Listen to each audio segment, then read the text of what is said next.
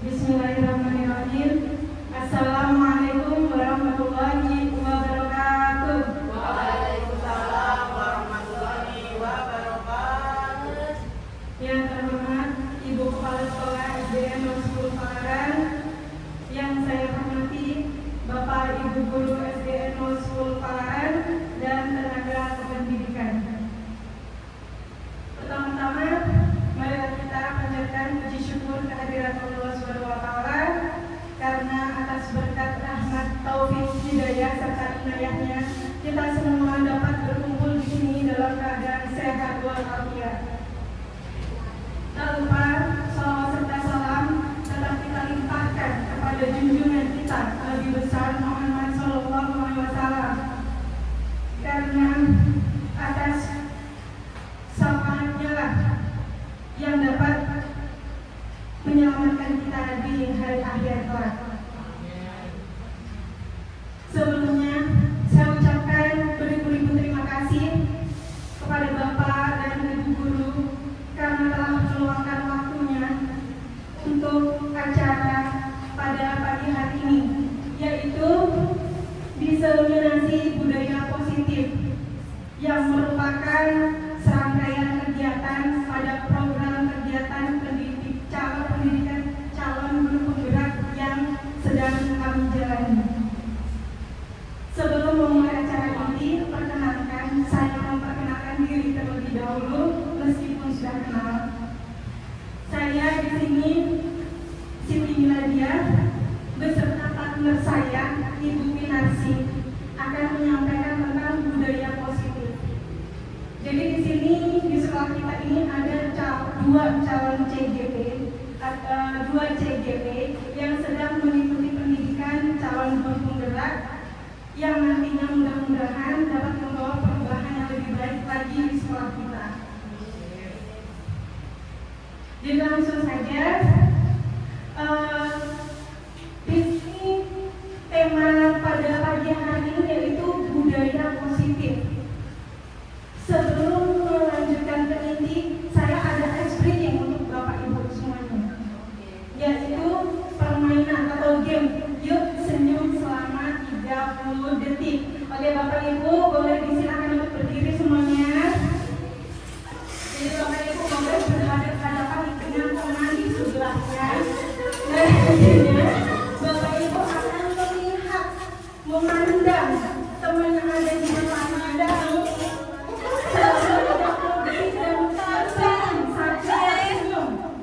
Boleh dilihat matanya ya Bapak Ibu ya, jangan mulutnya.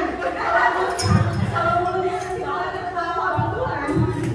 Jadi ini kita mulai dengan senyum supaya aura di ruangan ini menjadi lebih positif. Oke, boleh dimulai saling memandang dan sambil tersenyum.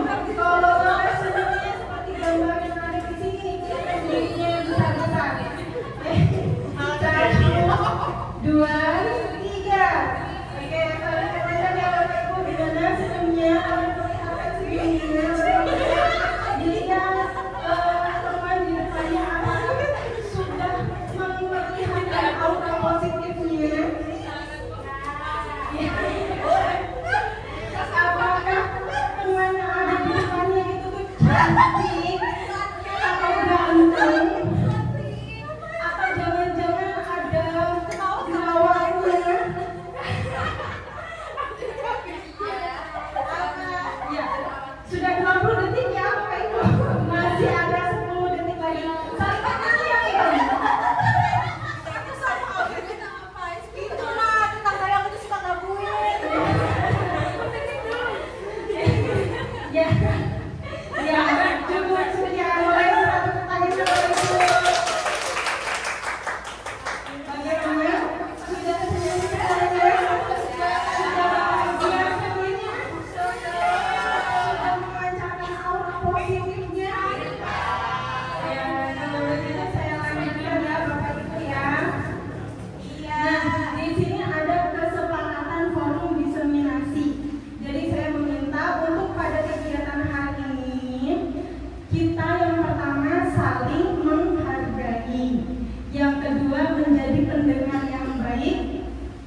Yang ketiga, HP dalam keadaan mode silent.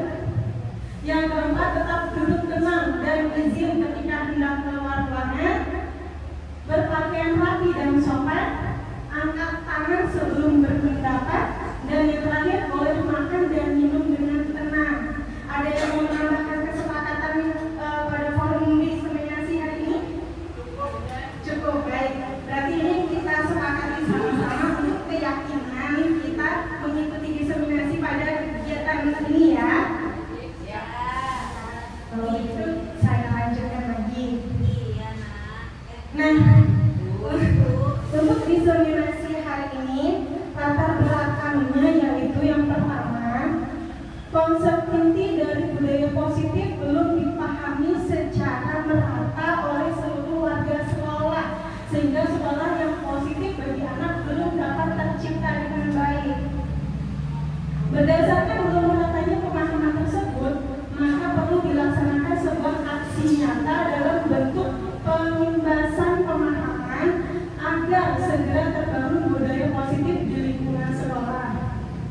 Nah, tujuannya untuk diadakan diseminasi saat ini yaitu yang pertama untuk meningkatkan pemahaman warga sekolah tentang budaya positif. Yang kedua, terbentuknya motivasi intrinsik pada murid melalui pembuatan keyakinan sekolah atau kelas. Dan yang ketiga, mewujudkan pembelajaran yang menyenangkan dan berpihak pada murid. Salah satu tanggung jawab seorang guru adalah bagaimana menciptakan suatu lingkungan positif yang terdiri dari warga sekolah yang saling mendukung, saling belajar, saling bekerja sama, sehingga tercipta kebiasaan-kebiasaan baik. Dari kebiasaan-kebiasaan baik akan tumbuh menjadi karakter-karakter baik pada sekolah, dan pada akhirnya karakter-karakter dari kebiasaan-kebiasaan baik akan membentuk sebuah budaya positif.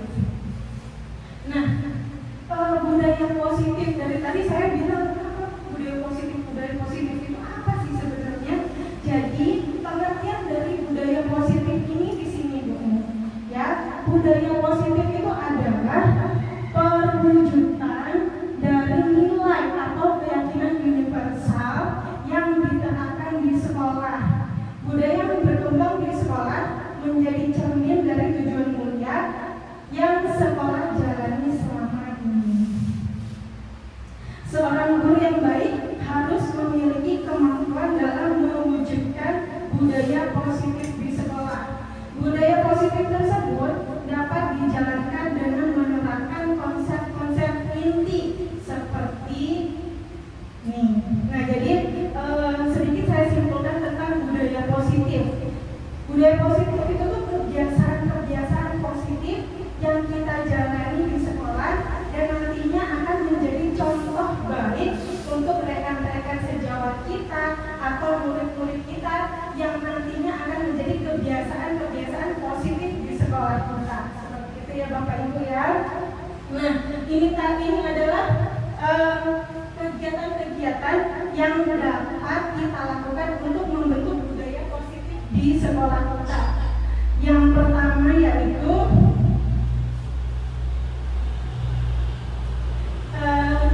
disiplin positif. Yang kedua, teori motivasi perilaku manusia. Yang ketiga, keyakinan sekolah atau kelas. Yang keempat, kebutuhan dasar manusia. Yang kelima, posisi kontrol. Dan yang keenam, segitiga restitusi. Kita ke bagian yang pertama tentang disiplin positif. Disiplin positif. Pasti Bapak Ibu sering sekali mendengar kata-kata disiplin, ya kan? Kira-kira menurut Bapak Ibu disiplin itu tuh seperti apa sih? Ada yang tahu disiplin itu seperti apa? Menaati peraturan. Menaati peraturan. Lalu Ibu Sunusa? Melaksanakan aturan ya, atau kesepakatan yang telah disepakati bersama. Ya, dari Bu Oda tadi ada menaati peraturan disiplin Lalu Bu Sumsa melaksanakan kesepakatan yang telah disepakati bersama. Oke, nah ini menarik nih. Berarti kita semua sebenarnya masih banyak yang mensalahartikan disiplin itu yang seperti apa. Jadi nanti saya jelaskan satu persatu ya, Bapak Ibu ya. Nah, ini saya perkenalkan dulu ilusi-ilusi sebelum saya menjelaskan tentang disiplin itu tuh sebenarnya seperti apa. Di sini ada Dr. William Glasser dalam kontrol teori yang kemudian hari berkembang dan dinamakan choice theory, meluruskan beberapa miskonsepsi tentang makna kontrol. Coba sekarang Bapak Ibu, saya mempunyai sedikit gaming dengan teman sebelahnya.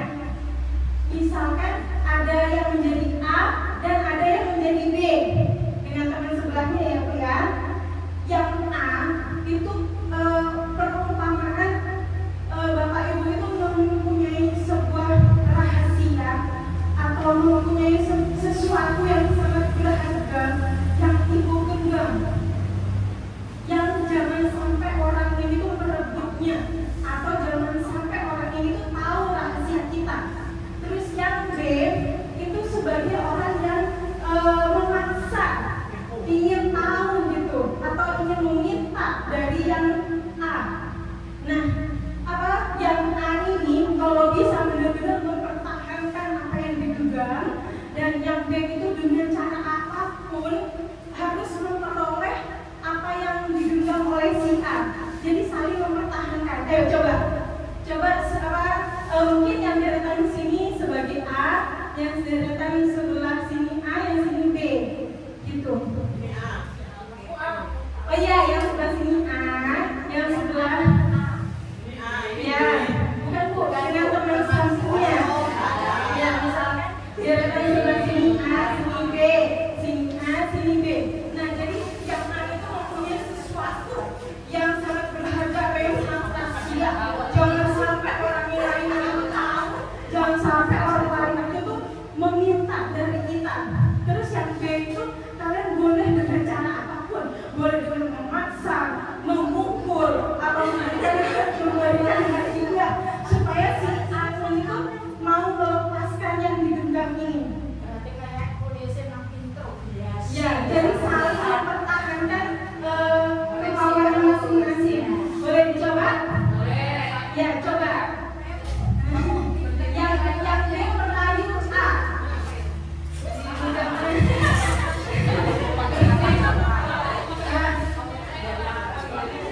Boleh merayu, boleh memberikan hadiah, boleh memukul supaya si A itu bisa mendapatkan apa yang diinginkan. Dan sebenarnya ada rahasia yang besar. Apa sesuatu yang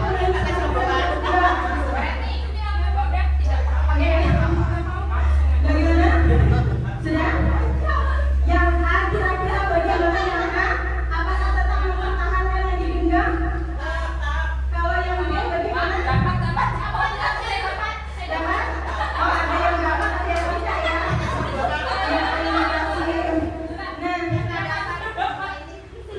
Ya, terima kasih ya Bapak Ibu. Jadi, ya terima kasih ya Bapak Ibu. Jadi yang itu tadi adalah sebuah ilusi tentang guru mengontrol muridnya. Yang kita yakini selama ini tuh guru dapat mengontrol muridnya kan? Iya kan? Padahal tidak seperti itu. Setiap orang itu mempunyai kontrol diri masing-masing. Jadi setiap orang itu tuh mempunyai kontrol diri masing-masing, seperti si A ini tadi. Dia pun dikasih hadiah dipukul, tapi kalau misalkan dia nggak mau, dia nggak mau, ya kan? Jadi sebenarnya murid dapat kita kontrol itu karena murid kita itu mengizinkan untuk kita kontrol. Seperti itu, kayak misalkan besok kalian harus memakai baju seragam putih dan merah, terus kalian harus lengkap nih semuanya karena besok mau upacara.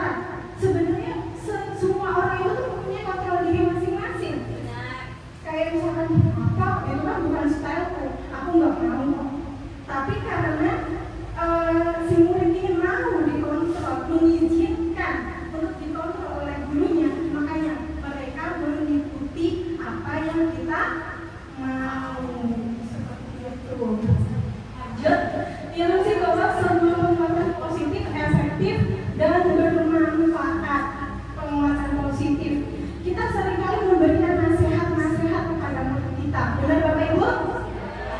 Nasihat-nasihat. Tapi nasihat-nasihat seperti apa yang kita berikan itu sebenarnya hanya sebuah ilusi bahwa murid itu tuh akan selalu mengikuti nasihat kita. Karena mereka itu tuh mempunyai keinginannya mereka sendiri atau mempunyai kontrol mereka sendiri. Jadi nasihat positif yang kita berikan itu pasti tidak akan bertahan lama. Seperti itu.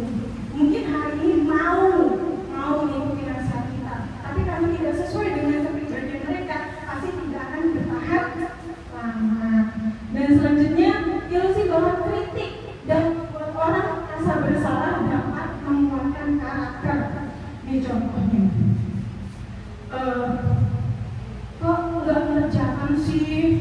Nanti kayak apa kalian nggak kayak apa? Misalkan begini, jangan ribut dong. Kalau kalian ribut apa nggak kasihan sama ibu dari tadi teriak terus, membuat murid merasa bersalah atau tidak? Iya. Tapi ini yang sering kita lakukan. Sebenarnya membuat murid merasa bersalah itu adalah identitas gagal, membentuk membuat murid kita itu merasa bersalah, merasa gagal, dan nantinya akan membuat mereka semakin terpuruk. Mereka merasa menjadi seorang yang gagal, menjadi seorang yang salah, dan nantinya yang tadinya murid ini bersemangat karena merasa gagal, karena merasa bersalah, itu membuat mereka semakin terpuruk. Seperti itu Bapak Ibu. Dan lanjut, ilusi bahwa orang dewasa memiliki hak untuk memaksa. Kita sebagai guru ini merasa kita sudah dewasa, atau kita sebagai orang tua ini merasa kita sudah dewasa, dan mungkin kita merasa bahwa anak-anak kita ini pasti patuh kan sama kita. Ya kan Bapak Ibu? Ya.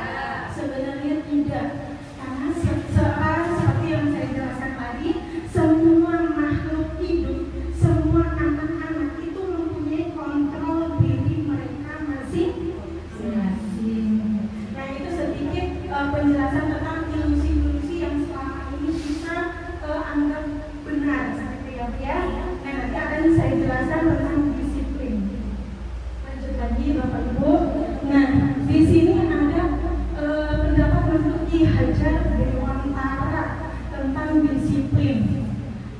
Beliau mengatakan, di mana ada kemerdekaan, disitulah harus ada disiplin yang kuat.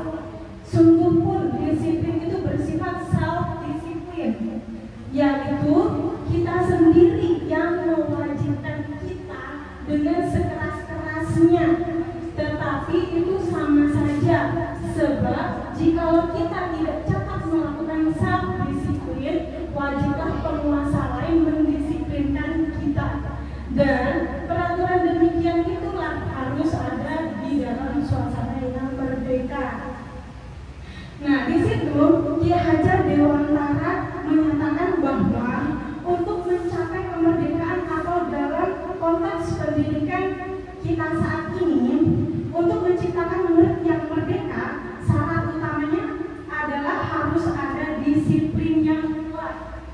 Disiplin yang dimaksud adalah disiplin diri yang memiliki motivasi internal. Jika kita tidak memiliki motivasi internal, maka kita memerlukan pihak lain untuk mendisiplinkan kita, atau motivasi eksternal karena berasal dari luar, bukan dari dalam diri kita. Nah itu tadilah sedikit makna disiplin. Jadi yang tadi disebutkan Bu Oda dan Bu Semesta, disiplin itu tuh mematuhi peraturan, atau disiplin itu menjalankan kesepakatan. Nah sebenarnya disiplin itu tuh bukan yang seperti itu. Itu adalah kalau misalkan disiplin karena ingin mematuhi peraturan, berarti itu adalah motivasi eksternal. Dan biasanya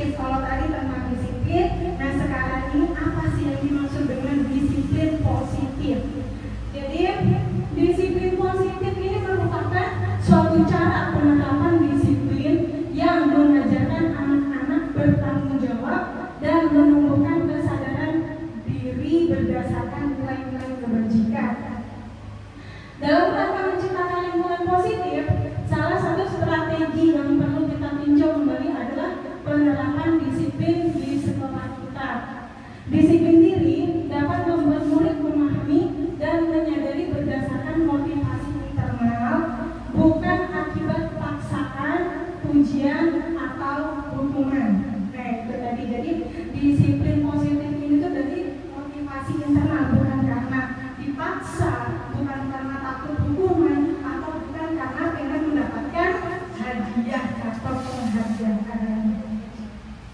Disiplin positif lebih ke arah disiplin diri yang dapat mengontrol dirinya sendiri dalam melakukan segala tindakan. Jadi disiplin positif itu benar-benar berasal dari diri sendiri seseorang. Ya benar Bu, dari dalam diri seseorang, bukan dari pengaruh luar.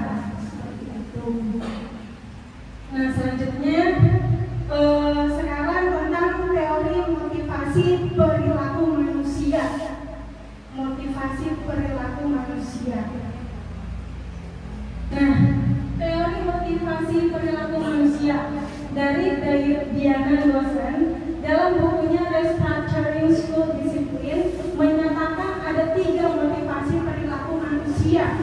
Yang pertama, untuk menghindari ketidaknyamanan atau hukuman. Yang kedua, untuk mendapatkan imbalan atau penghargaan dari orang lain. Dan yang ketiga, untuk menjadi orang yang mereka inginkan dan menghargai diri sendiri dengan nilai-nilai yang mereka percayai. Nah, di sini teori tadi itu ada yang motivasi dari eksternal dan ada juga motivasi dari internal. Nah, untuk yang pertama dan yang kedua ini tadi itu adalah motivasi eksternal. Misalkan anak-anak misalkan hari Senin memakai atribut yang lengkap.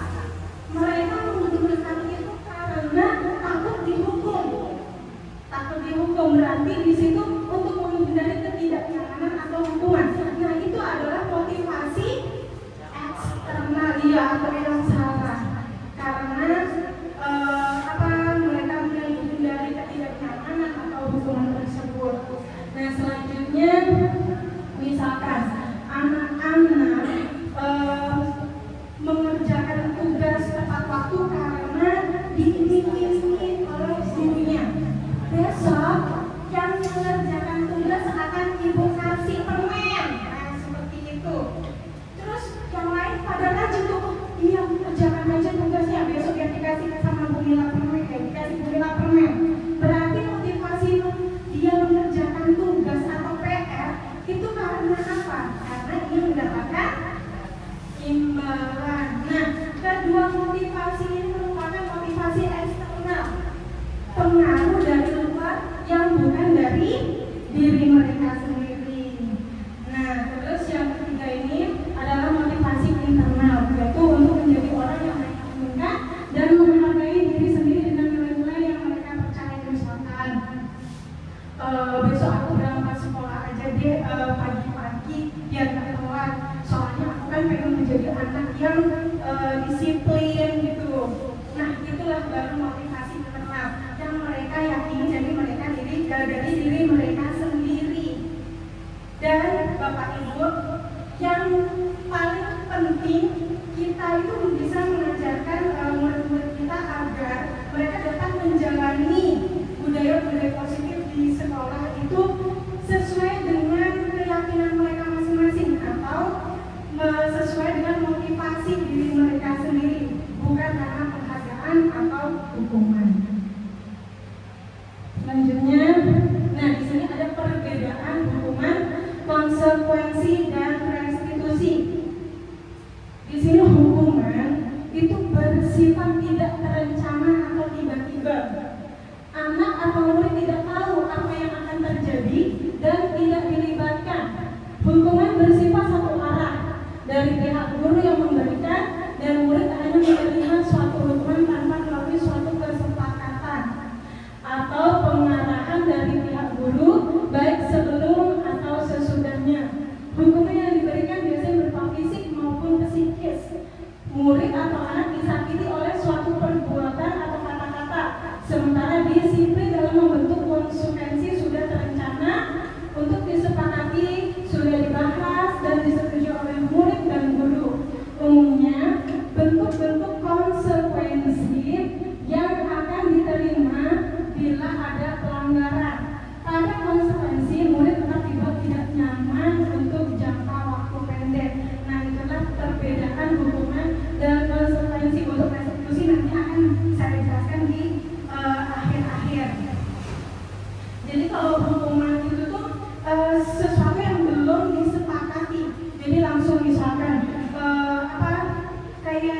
di sekolah kita ini kan harus menggunakan sepatu hitam. Tiba-tiba Bu Mami melihat muridnya menggunakan sepatu warna putih. Lalu Bu Mami bilang, loh ini kenapa kok sepatunya warna putih? Kan peraturan di sekolah kita ini sepatunya harus berwarna hitam. Sekarang Ibu suruh kamu untuk melepaskan sepatunya. Jadi dari pagi sampai siang kamu tidak boleh menggunakan sepatu di sekolah ini. Nah, itu kira-kira akan menyakiti anak kita atau tidak? Menyakiti. Itulah yang dinamakan dengan hukuman. Hukuman itu yang dapat menyakiti yang menerimanya, entah itu secara batinnya atau fisiknya. Nah, sedangkan konsekuensi itu yang sudah disepakati bersama. Misalkan jika membuang sampah sembarangan, nanti kesepakatan kita harus mengambil sampah tersebut atau membersihkan menyapu sekolah yang menyapu halaman sekolah yang ada di depan kelasnya masing-masing. Dan itu adalah konsekuensi yang sudah kita sepakati bersama-sama, dan guru serta murid itu menyetujuinya. Murid mengetahui kalau misalkan dia berbuat seperti ini, itu konsekuensinya seperti ini. Jadi sudah saling mengetahui atau sepakat, dan nantinya tidak akan melukai hati atau perasaan si murid dan tidak melukai fisik murid tersebut. Nah, selanjutnya ini ada perbedaan konsekuensi, hukuman, dan restitusi. Jadi untuk konsekuensi dan restitusi itu merupakan identitas sukses yang dapat mendisiplinkan murid, sedangkan hukuman itu merupakan identitas gagal. Ya, mungkin itu saja. Selanjutnya di sini ada hukuman dihukum oleh penghargaan. Seperti tadi yang saya sebutkan, teori motivasi perilaku manusia itu ada yang menginginkan penghargaan atau hadiah, ada yang karena menghindari hukuman atau supaya nyaman, dan ada dari diri mereka masing-masing. Nah, ternyata ini penghargaan itu tuh dapat menghukum seseorang. Kenapa kok seperti itu?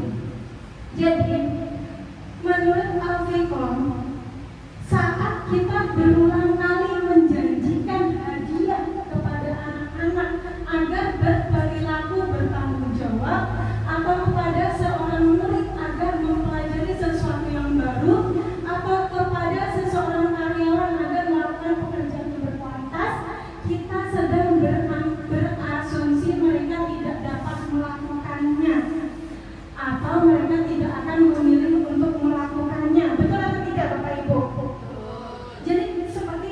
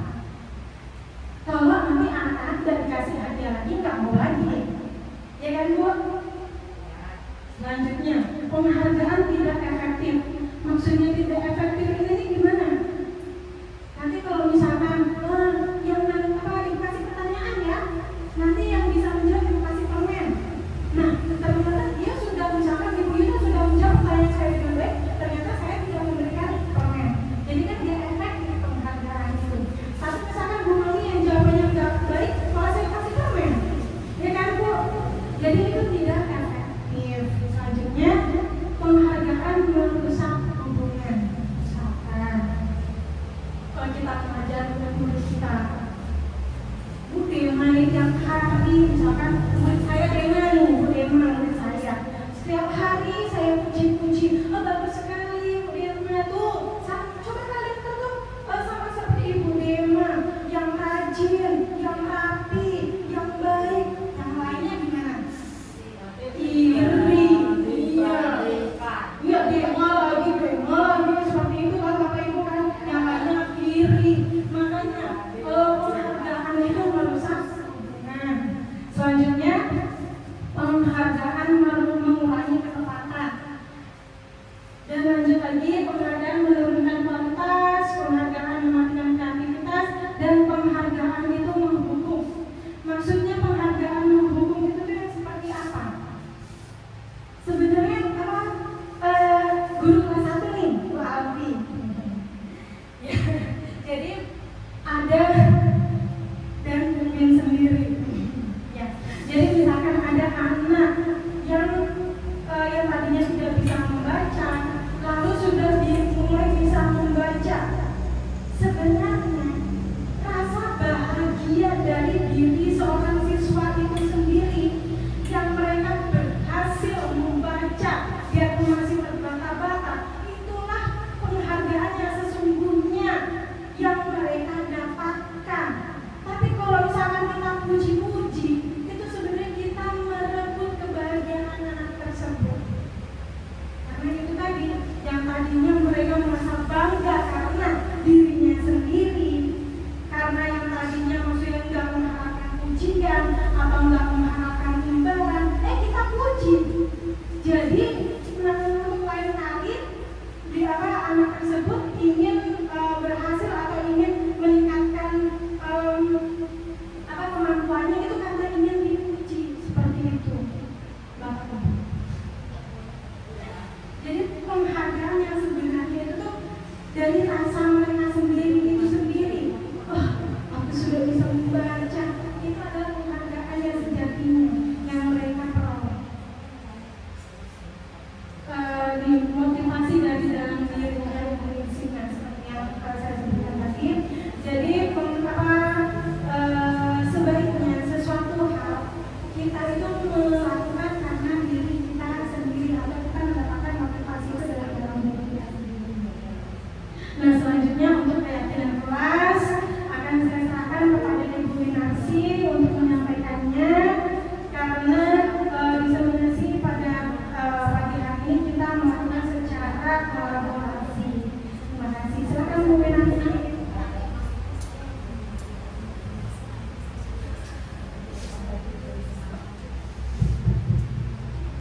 Terima kasih Bu Mira. Di sini saya akan menyampaikan pemaparan tentang disiplin positif yang telah disampaikan Bu Mira. Di sini materi yang ketiga, keyakinan kelas atau sekolah.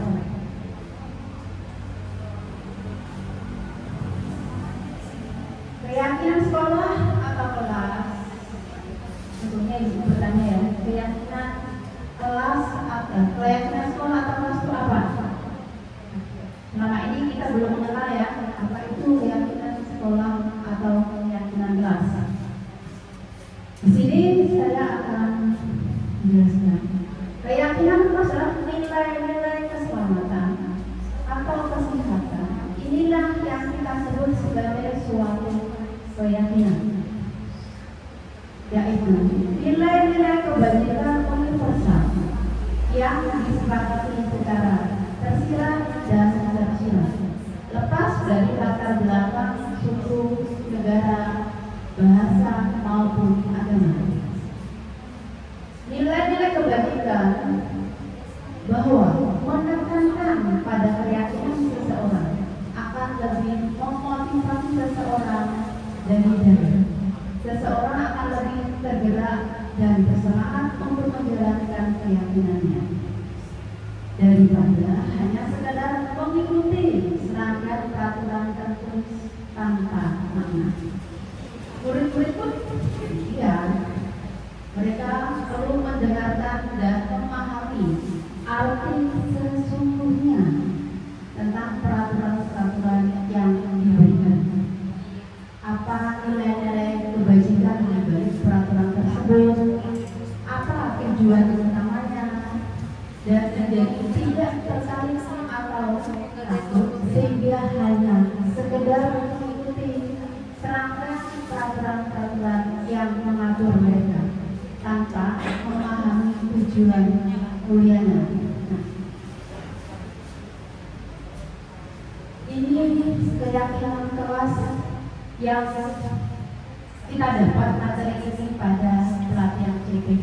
Nah, di sini keyakinan kelas kita buka secara bersama-sama antara guru dengan murid.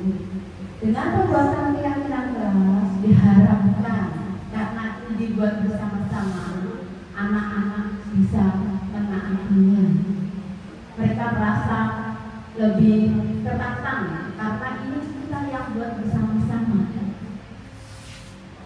Dengan kita buat bersama-sama tujuan dari kita belajar dengan nyaman, anak-anak mengikuti dengan tertib, itu yang kita harapkan dari pembuatan keyakinan kelas. Keyakinan kelas hendaknya benar-benar bersumber dari kebutuhan murid dalam membentuk budaya positif, menggali hal potensi positif yang dijadikan sebagai landasan keyakinan kelas dan benar-benar dengan sadar dia hidup bersama. Tujuan keyakinan kelas adalah menumbuhkan keterlibatan murid dalam membentuk keyakinan kelas untuk mencapai kelas impian guna pembelajaran yang efektif. Mewujudkan merdeka belajar yang berpihak pada murid. Menciptakan komunikasi segala arah antara murid dan murid. Membiasakan budaya dan disiplin positif. Ini tujuan dibuatnya keyakinan kelas.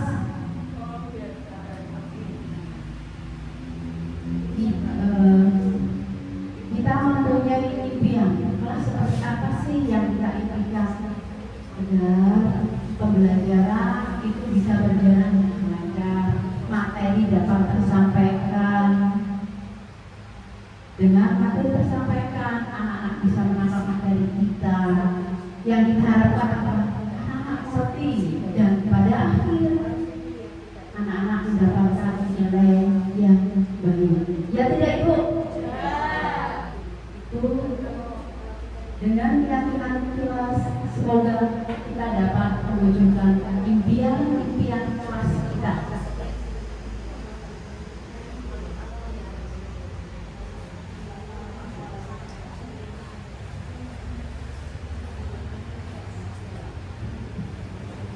Bagaimana kita bisa membentuk keyakinan kelas? Nah, di sini ada prosedur pembentukan keyakinan kelas sekolah atau kelas. Yang pertama, mempersilahkan warga sekolah atau murid di sekolah untuk bercurah pendapat tentang peraturan yang perlu disepakati di sekolah atau kelas.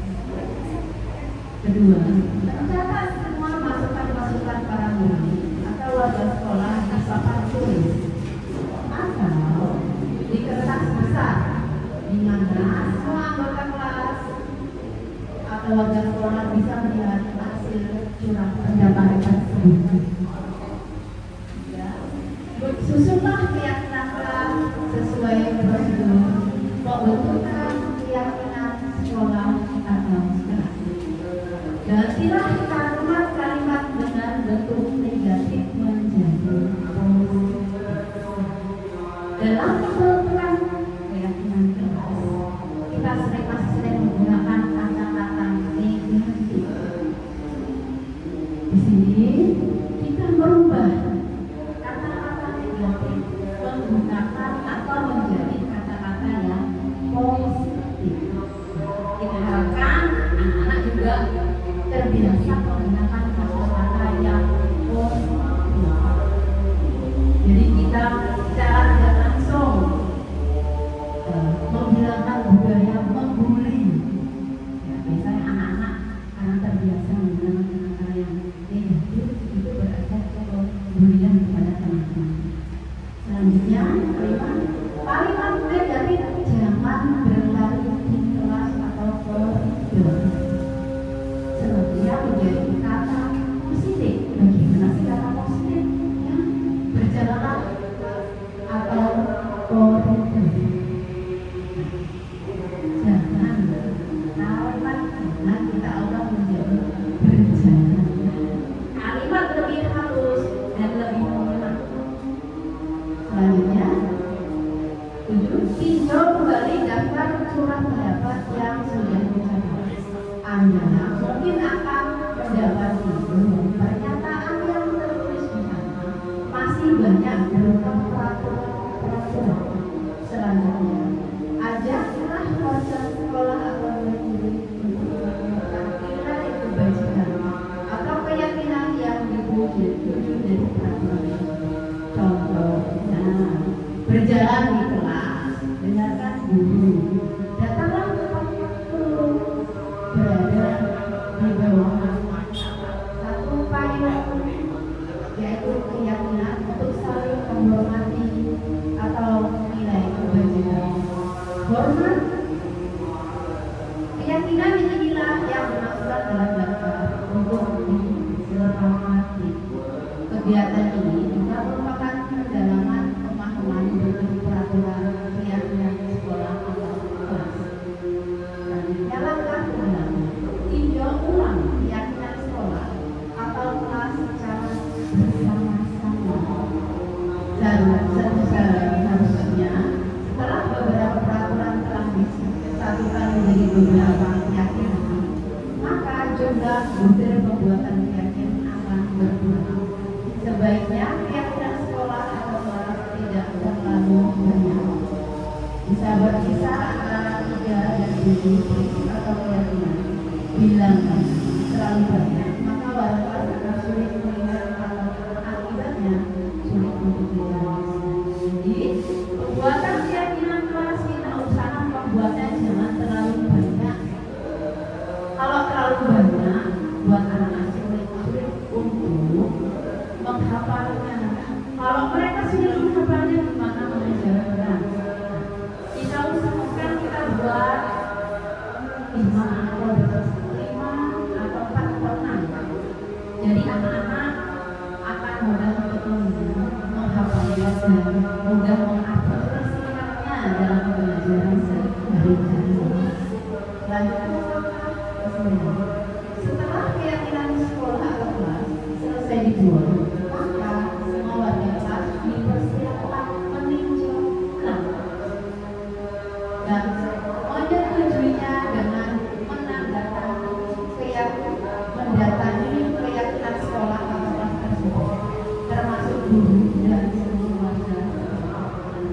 Sudah keyakinan kelas kita buat bersama-sama, kemudian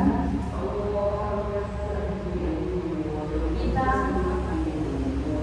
tinjau kembali untuk guru dan guru apakah sudah sesuai atau belum. Kemudian keyakinan sekolah atau kelas selanjutnya bisa didatangkan di dinding kelas di tempat yang sudah dilihat oleh semua kelas. Sesudah keyakinan kelas kita buat, kemudian hasilnya kita tempel, bisa di mading atau di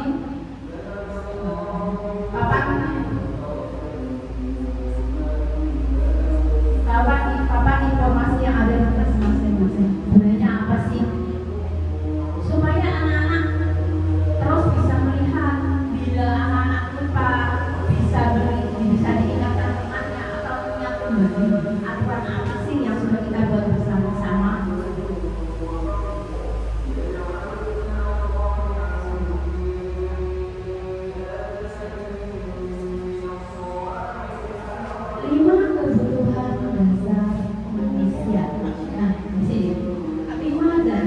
Kebutuhan dasar manusia. Ternyata manusia itu memiliki 5 kebutuhan dasar yang memotivasi manusia melakukan banyak hal. Karena manusia memiliki 5 dasar kebutuhan.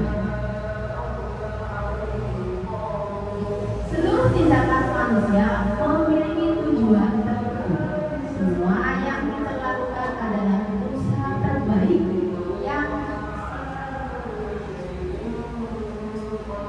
yang kita gunakan untuk mendapatkan apa yang kita inginkan.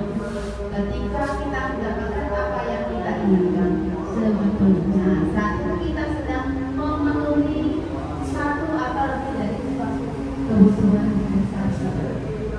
Pasti di sini ada 5 kebutuhan dasar manusia. Yang pertama, kebutuhan dasar, kebutuhan bertahan hidup. Manusia melakukan sesuatu karena kebutuhan bertahan hidup. Demi bertahan hidup, manusia akan melakukan banyak hal, baik itu positif maupun negatif. Itu yang memotivasi manusia untuk melakukan sesuatu. Selanjutnya ada kebutuhan dasar berdasarkan kasih sayang dan rasa diterima. Mungkin di kelas ada kita ketemu anak-anak yang bertingkah di luar ekspektasi kita. Mereka melakukan hal untuk menarik kita. Kita biasanya emosi ya, kelihatan seperti itu. Di sini kita tidak langsung belajar, tidak langsung emosi ya. Kita menggali kenapa sih anak kita sama kita seperti ini. Kemungkinan mereka tidak mendapatkan kasih sayang dari keluarganya. Jadi mereka ingin mendapatkan kasih sayang dari kita, walaupun mungkin caranya yang ini.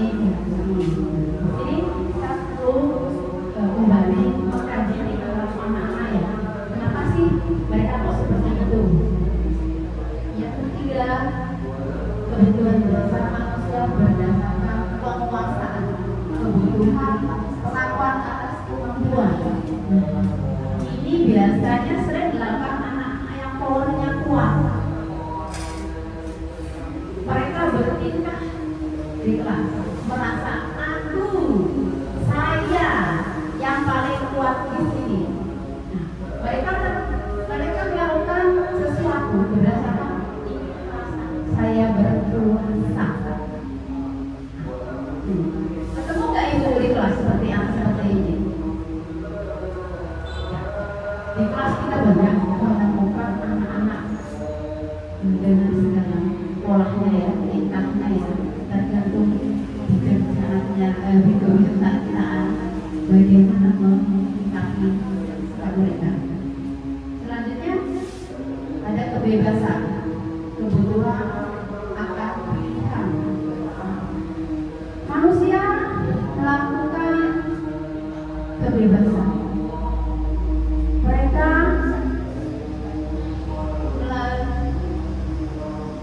untuk kebebasan, kebutuhan akan pilihan. Mereka memiliki kebebasan untuk memilih beberapa pilihan. Mereka mempunyai kebebasan untuk memilih beberapa pilihan.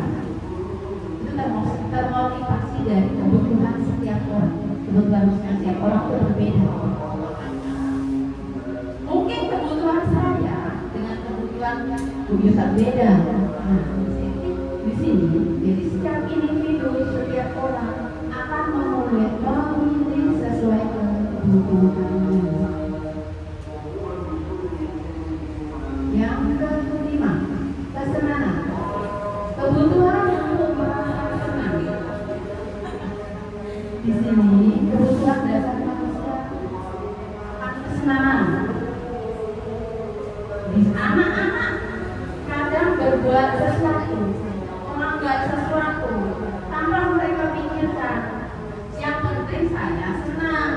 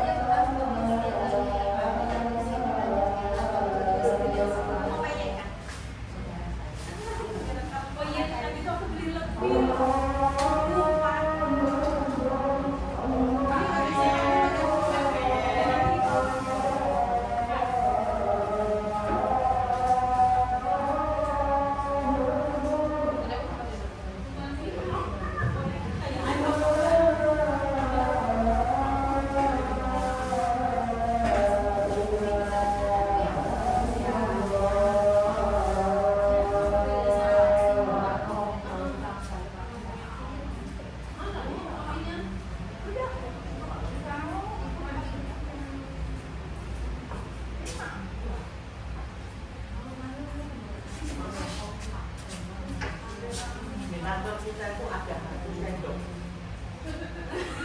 Saya pakai tangan aja. Makanya. Ibu udah kembalinya itu ya. Iya kali. Pokoknya nggak bisa kayak sendok di dapur itu. Tapi suaranya mungkin membutuhkan sampai kayak gini.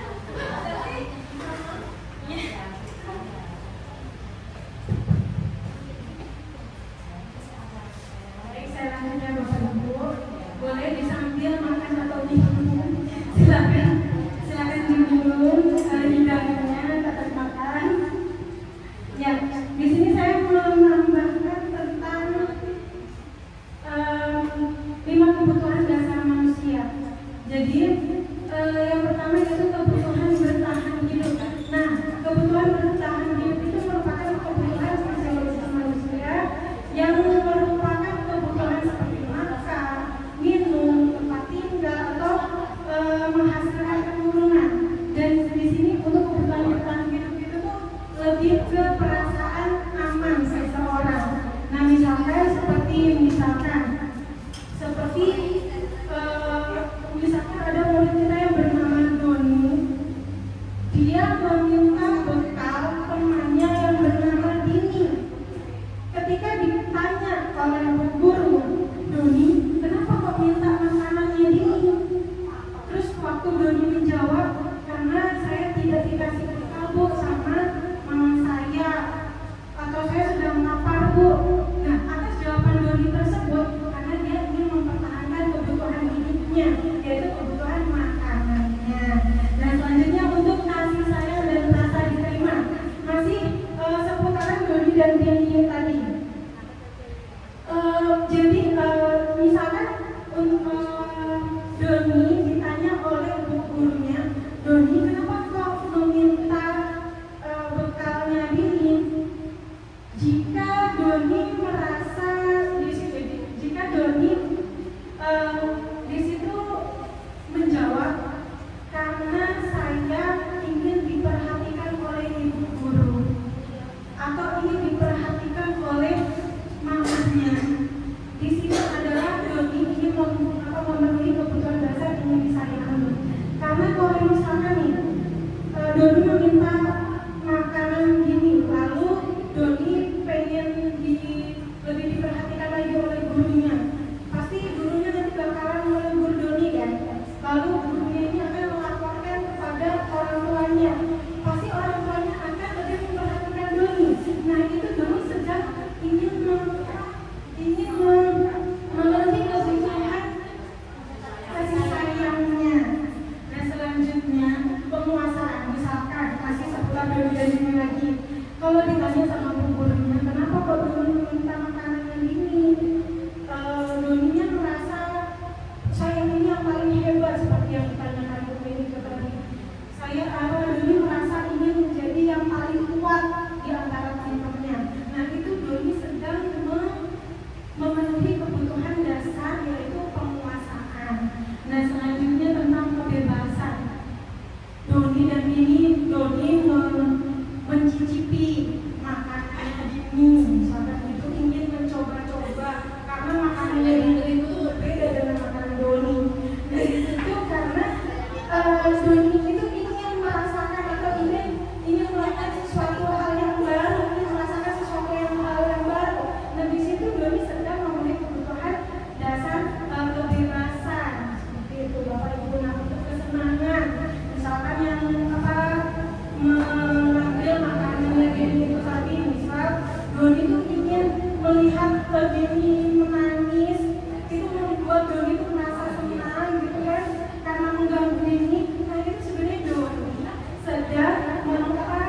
memenuhi kebutuhan dasar manusia yaitu kebutuhan kesenangannya. Nah, mungkin bisa langsung dilanjut oleh Bukit untuk materi selanjutnya.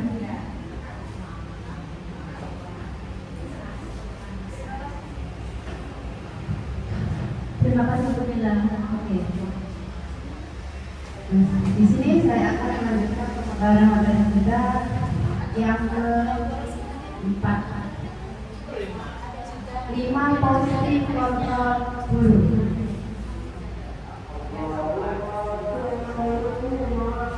5 posisi kontrol guru.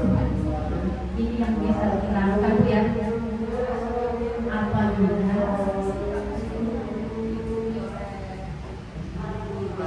Lima posisi kontrol guru adalah membuat alat dasar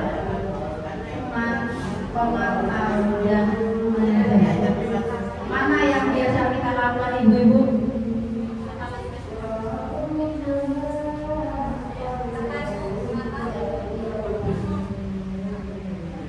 Oke.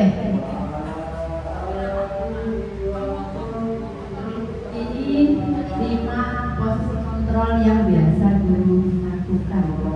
Di sini ada penghukum, membuat orang merasa bersalah, sebagai teman, pemantau dan manajer. Penghukum itu apa sih?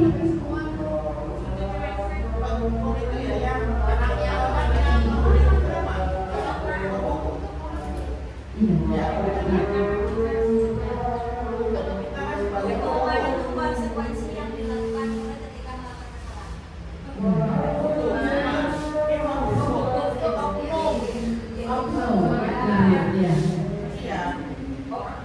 Di sini coba saya perhatikan penghukum itu apa sih? Seorang penghukum bisa menggunakan hukuman fisik maupun verbal. Orang-orang yang menjalankan posisi penghukum senantiasa mengatakan bahwa sekolah memerlukan sistem atau alat yang dapat lebih menekan murid-murid lebih dalam lagi. Guru-guru yang menerapkan posisi penghukum akan berkata, patuhi aturan saya atau awas. Kamu selalu saja salah. Selalu, pasti selalu yang terakhir selesai.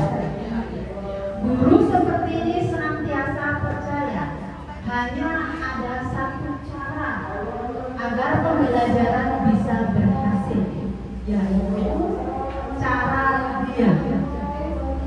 Penghukum biasanya menggunakan nada yang tinggi, bahasa kesimpulan dengan motor dan menunjuk-nunjuk. Terlambat lagi, pasti terlambat lagi. Selalu datang terlambat. Kapan bisa datang tepat waktu? Ini biasanya kata-kata yang digunakan. Tanyakan kepada diri Anda, bagaimana perasaan murid bila guru berbicara seperti itu? Saat muridnya datang terlambat, hasilnya kemungkinan murid marah, menggenggam atau bersifat agresif. Bisa jadi sesudah kembali duduk, murid tersebut akan mencoret-coret bukunya atau meja tulisnya. Lebih buruknya lagi, sepulang sekolah murid melihat motor atau mobil bapak ibu guru dan akan menggores kendaraan tersebut dengan paku, atau mungkin ada bapak yang mengempesi ban motornya, atau mungkin ada yang mengambil helm bapak gurunya di parkiran yang kita lakukan. Itu dari bila kita melakukan suatu hukuman akan menimbulkan efek emosi kepada anak-anak, tetapi anak-anak tidak mungkin akan meluapkannya saat itu, tetapi dalam hatinya akan menimbulkan rasa dendam, rasa marah, yang mungkin bisa mereka lampiaskan sesudah mereka duduk atau di lain waktu.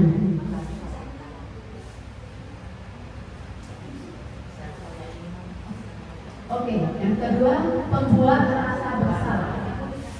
Posisi pembuat rasa bersalah itu apa sih? Pada posisi ini biasanya guru akan bersuara lembut. Pembuat rasa bersalah akan menggunakan keberanian yang buat orang lain merasa tidak nyaman, bersalah atau rendah diri. Kata-kata yang keluar dengan lembut akan seperti ini. Ibu sangat kecewa sekali dengan kamu. Berapa kali Bapak harus memberitahu kamu ya? Bagaimana coba kalau orang tua kamu tahu kamu berbuat begini? Di posisi ini murid akan memiliki penilaian diri yang buruk tentang diri mereka. Murid merasa berharga, murid merasa tidak berharga dan telah mengecewakan orang-orang yang disayangi.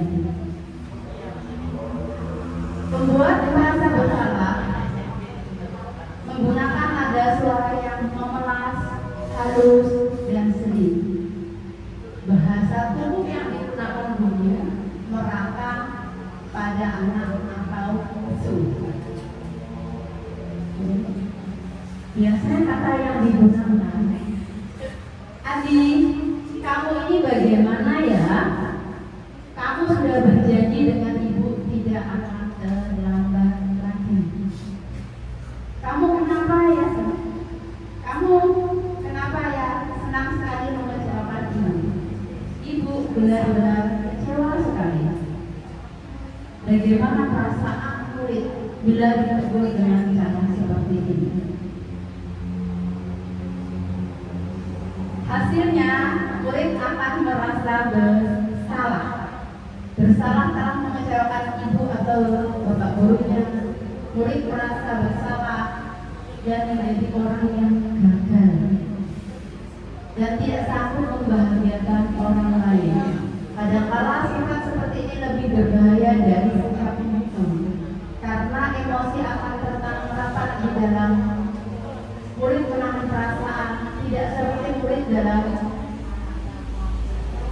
dengan guru pembuku, di mana murid bisa menumpahkan amarahnya walaupun dengan cara negatif. Murid tertekan seperti inilah yang tiba-tiba bisa meletus amarahnya dan bisa menyakiti diri sendiri atau orang lain.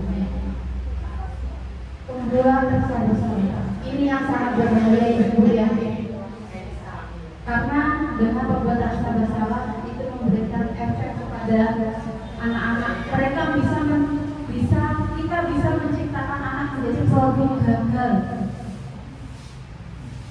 Anak-anak bisa menjadi merasa rendah diri, mereka gagal.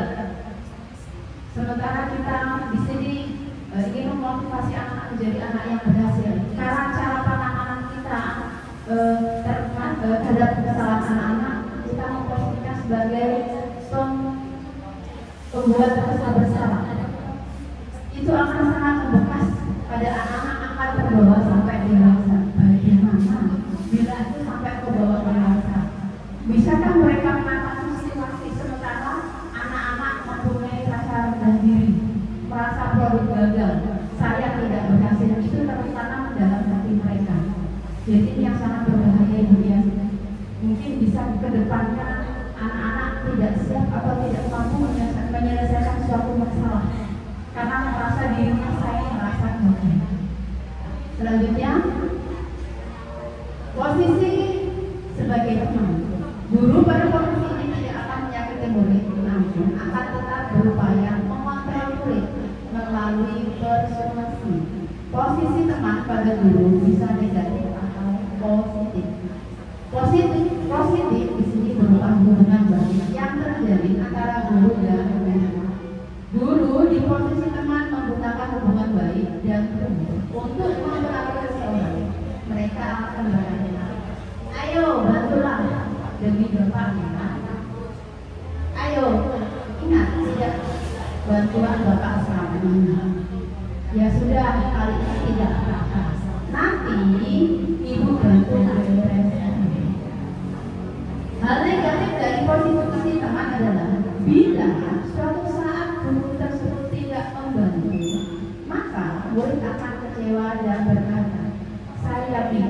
Bapak atau Ibu teman saya. Murid merasa kecewa dan tidak mau lagi berusaha.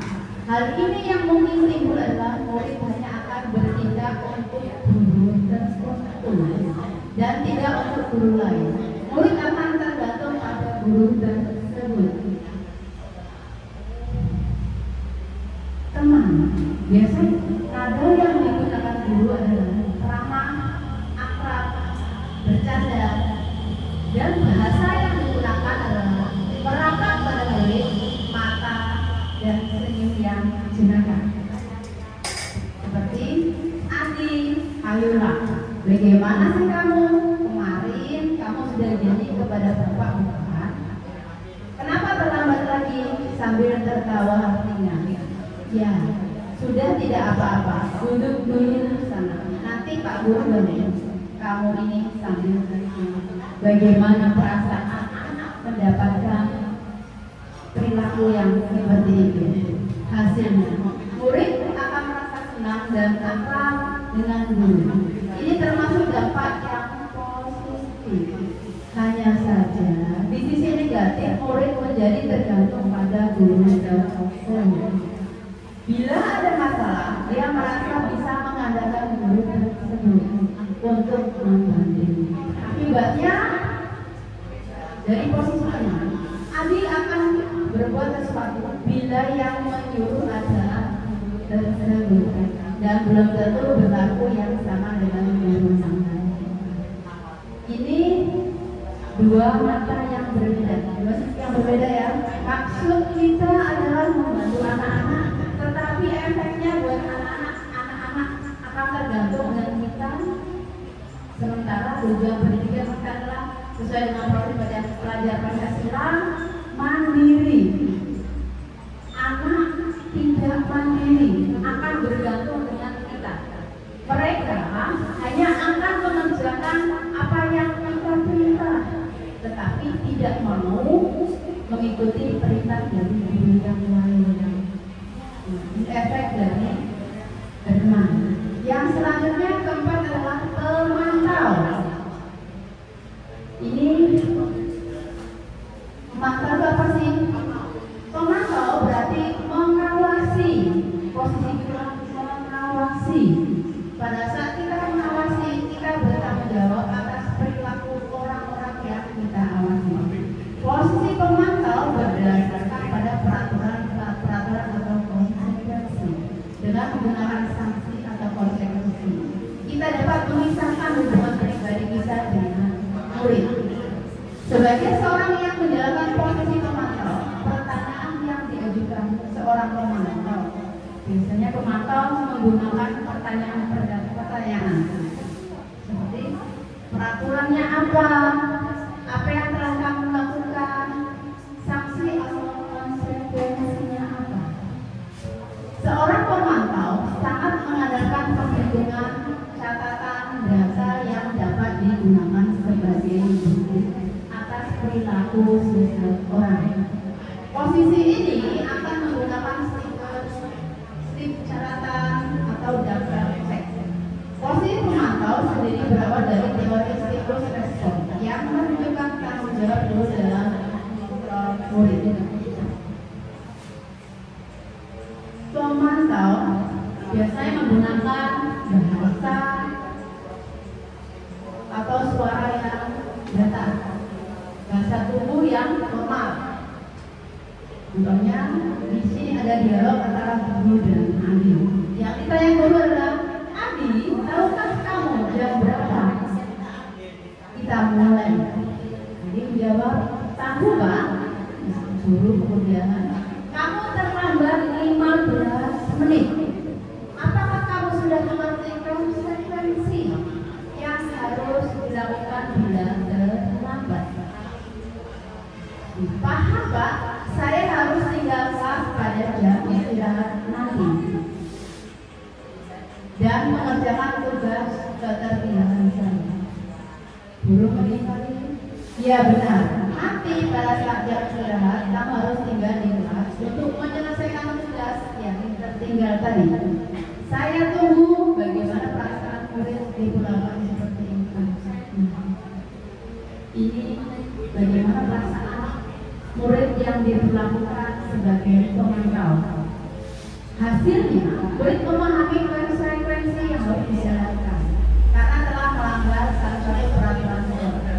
Guru tidak menunjukkan suatu emosi yang berlebihan, menjadi marah atau membuat merasa berbuat salah. Murid tetap dibuat siap nyaman, yaitu dengan harus tinggal kelas pada waktu jam istirahat dan mengerjakan tugas. Guru tetap harus memantau murid pada saat meninggal di jam istirahat, karena murid tidak bisa ditinggal sendirian. Kalau kita buat seperti mana? Kalau kita membuat pemantau seperti ini, akan menyita anak ya. Saat mereka istirahat tidak istirahat, saat mereka melepas lelah sesudah belajar dalam jangka waktu yang panjang.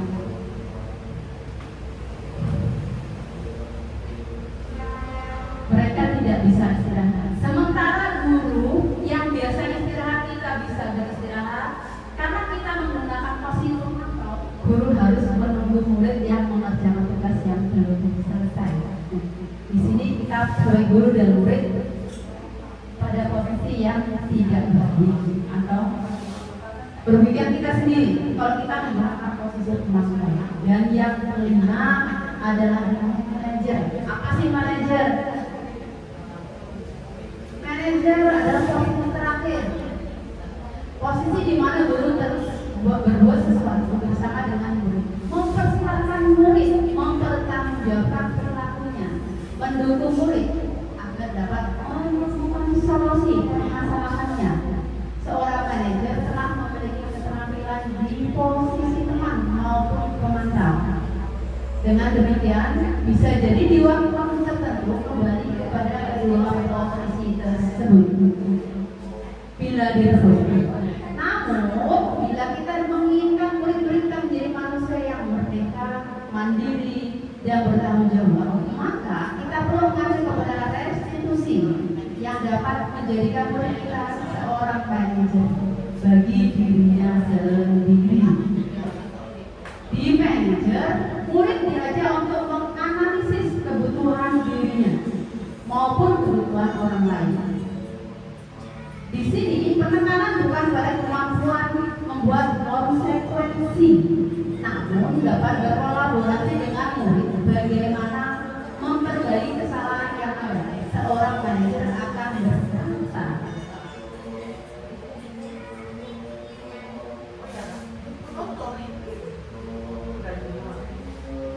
apa yang kita yakini? Kita kembali ke keyakinan kelas yang sudah dibuat bersama. Apa yang kamu yakini? Jika kamu meyakininya, apakah kamu bersedia memperbaikinya? Jika kamu memperbaikinya, hal ini menunjukkan apa tentang dirimu? Apa rencana kamu untuk memperbaiki hal ini?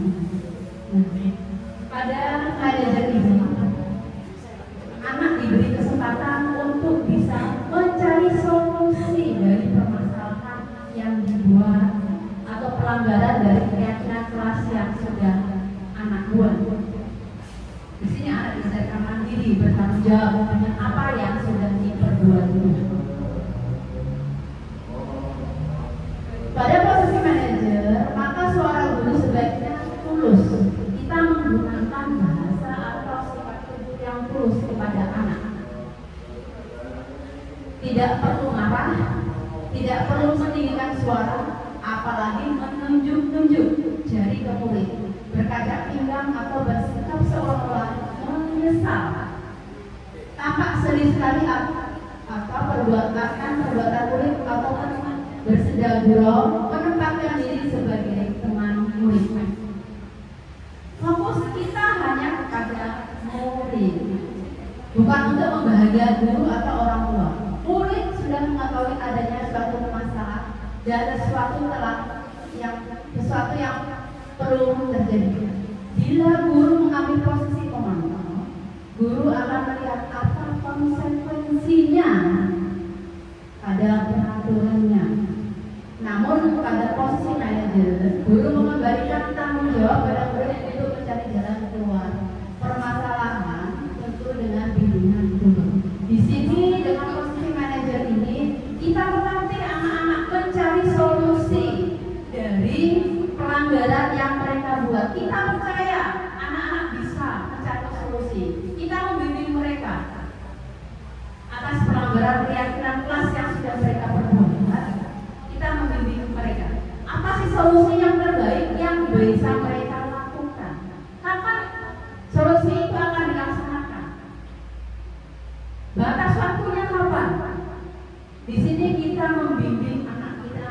menjadi pribadi yang mandiri, bertanggung jawab, bisa menyelesaikan masalah. Sebagai guru tugas adalah membimbing.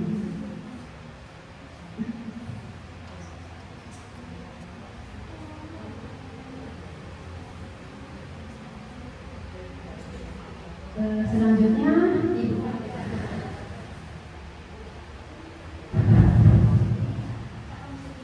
Terima kasih. Nah, di sini saya akan melanjutkan ke materi berikutnya. Jadi bisa yang sudah disebutkan oleh Ibu tadi adalah 5 posisi kontrol guru. Yang pertama yaitu guru sebagai penghukum, yang kedua guru sebagai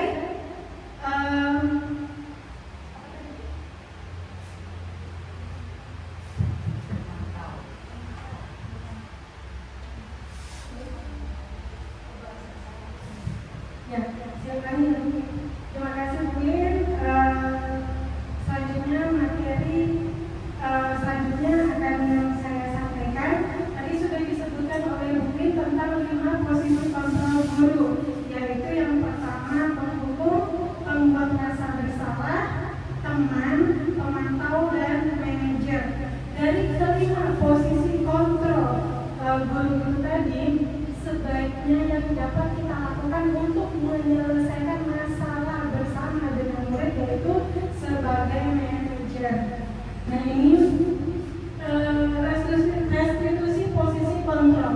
Dari kelima posisi kontrol tersebut, sebaiknya seorang guru menggunakan posisi kontrol sebagai manajer.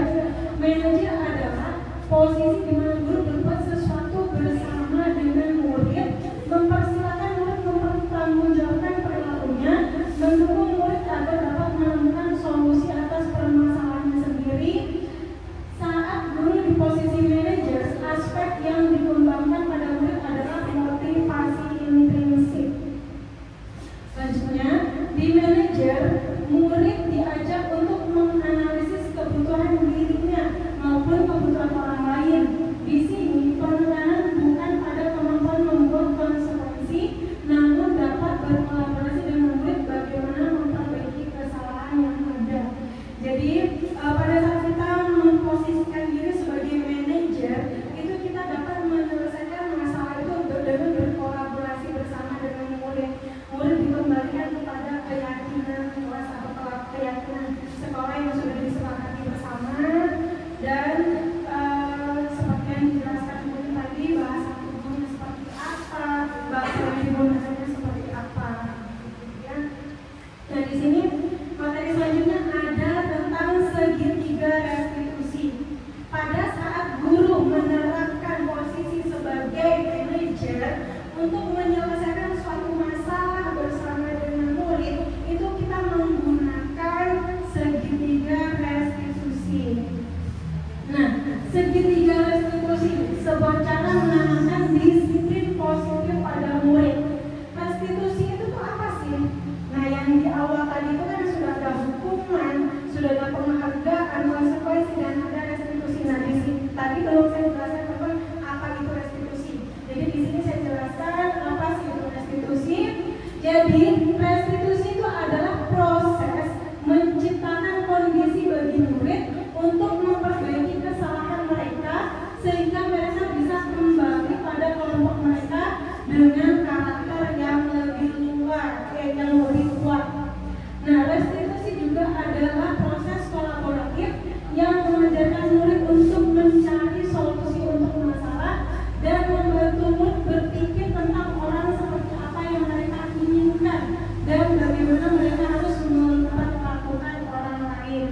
Jadi jika ada murid yang berbuat salah, itu kita menyelesaikan masalahnya itu bukan dihukum atau bukan kita tanya terus seperti pemantau, tapi kita bisa menyelesaikannya dengan restitusi ini tadi. Di sini kita akan menyelesaikan masalah bersama dengan murid supaya kita bisa mencari solusi bersama. Tidak hanya guru yang memutuskan solusi untuk masalah tersebut, tapi mengajak murid untuk berkolaborasi menyelesaikan suatu masalah. Segitiga restitusi adalah suatu proses dialog yang dijalankan oleh guru atau orang tua agar dapat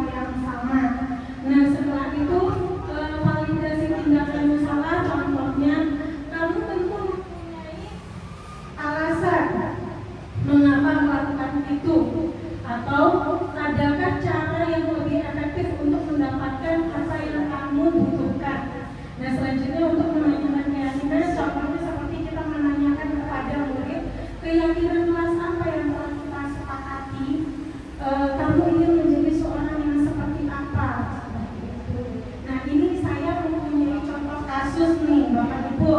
Halo Bapak Ibu. Ini saya ada contoh kasus, nanti kita bisa nih mengulik kasus ini. Kira-kira guru di sini itu sudah melakukan kontrol diri itu yang apa aja tadi, apakah sebagai penghukum, membuat rasa bersalah, teman, atau pemantau atau manajer gitu. Nah di sini saya bacakan dulu contoh kasusnya. Yang pertama, guru matematika dan wali kelas 8 atau Ibu Santi sakit sehingga tidak dapat masuk dan mengajar. Akhirnya dicarikan guru pengganti, Ibu Eni. Ibu Eni ini baru 2 tahun menjadi guru SMP. Beberapa murid perempuan, Vivi dan Natali, mengetahui hal ini dan mulai menggunakan kesempatan dan bersikap seenaknya, tertawa dan tidak mengindahkan kehadiran Ibu Eni. Ibu Eni mencoba menyapa Vivi dan Natali dengan ramah sambil mengingatkan mereka untuk tetap fokus pada pengerjaan tugas. Nah di sini Bu Eni berkata seperti ini, ayo tugasnya dikerjakan, nanti Ibu ditegur Bapak Kepala Sekolah loh. Kalau kalian tidak mengerjakan tugas, tolong bantu Ibu ya. Nah itulah yang dikatakan Bu Eni. Namun Vivi dan Natali malah jadi tertawa. Ibu santai aja Bu, gitu katanya Vivi dan Natali. Mereka tetap tidak mengerjakan tugas dan malah ngobrol. Lanjut, keesokan harinya Ibu Santi yang gurunya Vivi dan Natali itu tadi memanggil Vivi dan Natali serta menanyakan tentang laporan Ibu Eni tadi. Bu Santi menanyakan apakah mereka bersedia melakukan memperbaiki permasalahan yang ada. Vivi dan Natali sempat ragu-ragu dan membela diri, namun pada akhirnya mengatakan akan meminta maaf. Ibu Santi menanggapi bahwa tindakan itu boleh saja dilakukan bila mereka bersungguh-sungguh ingin meminta maaf. Namun Ibu Santi menanyakan kembali apa yang mereka bisa lakukan untuk menggantikan rasa tidak dihormati Ibu Eni. Baik Vivi maupun Natali mengerti bahwa perilaku mereka tidak sesuai dengan keyakinan kelas. Ibu Santi melanjutkan kembali apa yang akan mereka lakukan untuk memperbaiki masalah. Apakah ada gagasan? Setelah berpikir sejenak, Natali dan Vivi mengusulkan bagaimana kalau mereka mengadakan sebuah diskusi kelompok dengan teman sekelasnya. Tema yang mereka pilih adalah penerapan keyakinan kelas, terutama tentang sikap saling menghormati dan bagaimana penerapannya di kehidupan sehari-hari di sekolah. Usulan kedua adalah mengirimkan email kepada Ibu Eni tentang gagasan mereka tersebut. Mereka pun memberitahu Ibu Eni bahwa mereka telah memberitahu kepala sekolah Pak Hasan bila lain waktu ada ketiadaan guru, maka mereka akan mengusulkan Ibu Eni sebagai pengganti. Nah di sini ada pertanyaan untuk Bapak Ibu guru. Yang pertama, dalam kasus di atas, langkah-langkah restitusi apa saja yang sudah dijalankan oleh Ibu Santi? Ada yang bisa menjawab?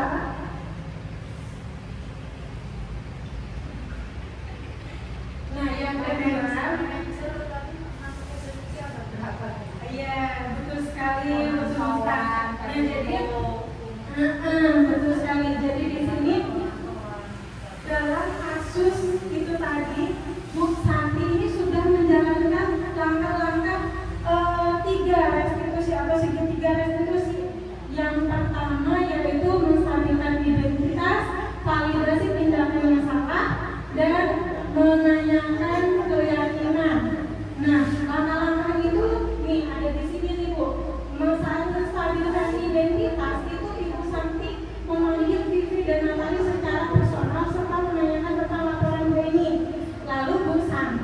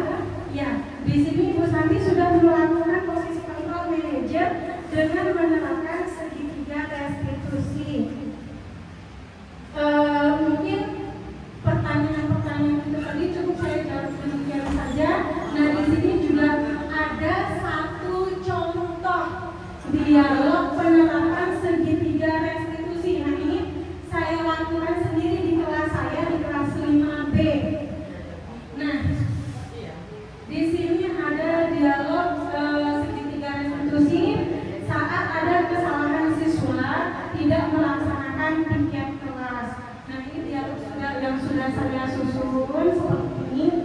Di warna biru ini saya telah melaksanakan menstabilkan warna biru muda. Warna biru muda. Oh ya, warna putih. Jadi di dialog yang saya catat dengan warna putih ini saat segitiga restitusi pada sesi menstabilkan identitas. Lalu yang biru tua di sini, yang baik hijau di sini adalah kalibrasi tindakan yang salah. Dan selanjutnya biru tua di sini menanyakan keyakinan kelas. Nah, ini diperankan oleh peran pengganti ya Bu, atas nama Nuril Adatul Aisyah. Ini videonya mungkin bisa saya putar.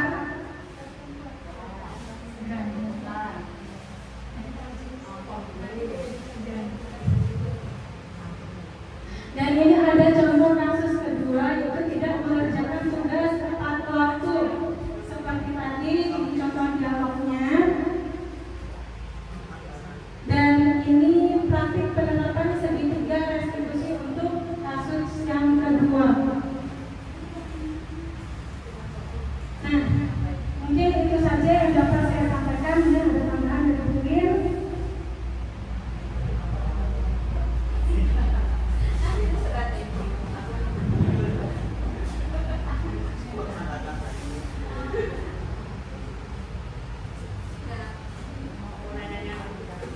Terima kasih Ibu, masih bersemangat ya. Hari ini cuaca cerah banget. Ya, terima kasih Bu.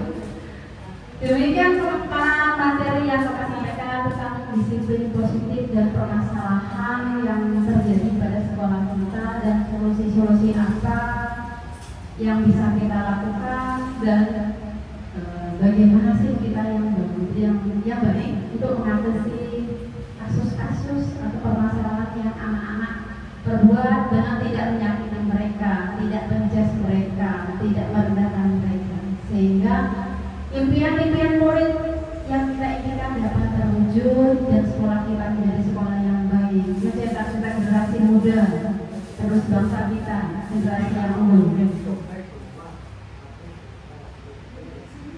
Demikian materi yang kami sampaikan. Kami mengucapkan banyak terima kasih atas kolaborasi bersama Ibu kepada kami, dukungannya kepada kami, doakan kami bisa selesai hingga akhir.